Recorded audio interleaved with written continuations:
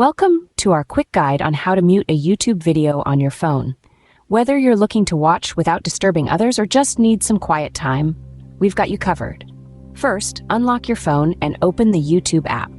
It's the red icon with a white play button in the middle. Now, navigate to the video you want to watch.